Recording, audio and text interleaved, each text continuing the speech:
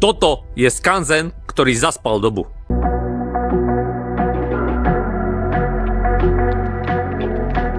Vítajte v srdci Fončordy. Našu púť po bystrických námestiach sme ukončili tu na Fončorde. Kyjevské námestie, tak toto je čistý produkt socialistického urbanizmu popretieraný tými 90-kami.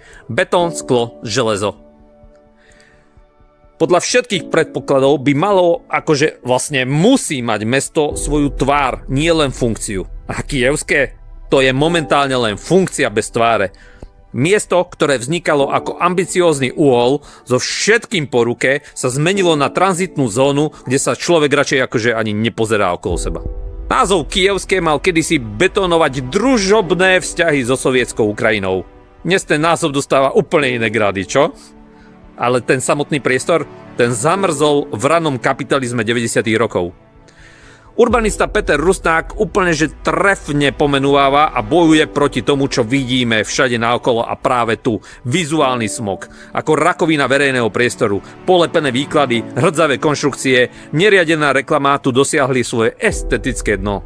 Rekonštrukcia z prelomu milénia, tá slávna zámková dlažba, je už dnes fyzicky aj morálne za zenitom. Je to skanzen stagnácie, kde v noci tie tmavé kúty okolo nákupného strediska vyvolávajú všetko možné, len nie pocit bezpečia. Dnešné Kyjevské trpí syndrómom funkčnej nutnosti. Idete sem, lebo musíte. Pošta, lekár, kúpiť zemiaky na trhu, ale že by ste tu akože si chceli sadnúť na dobrú kávičku a sledovať život, zabudnite. Súčasné trhovisko pripomína skôr provizorné stánky z čias, keď sme všetci nosili šušťakové súpravy. A v lete je to ukážkový tepelný ostrov, o ktorých architekti toľko rozprávajú a varujú pred nimi. Obrovská dláždená plocha, ktorá sa volá teplo, žiadny tieň, žiadna klíma. Čistá betónová panvica, kde sa chodci varia vo vlastnej šťave, len aby si vybavili svoje povinnosti a zmizli. Pritom potenciál je tu brutálny. Fončorda má dušu, len ju treba vyhrabať spod toho nánosu šedého asfaltu. Predstavte si, že tie zbytočné betónové prochy nahradíme vzrastlými stromami, trávnikom, že tie hnusné búdy vymeníme za esteticky moderný taký parter, niečo ako starú tržnicu pre celú západnú časť mesta. Kyjevské by mohlo byť gastronomickým a komunitným cieľom, susedské burzy, letné kino pod panelákmi, taký workout v zelení. Miesta je tu dosť, stačí prestať brať námestie len ako prestupnú stanicu a urobiť z neho skutočnú obývačku pre ľudí. Veď od toho námestie má byť.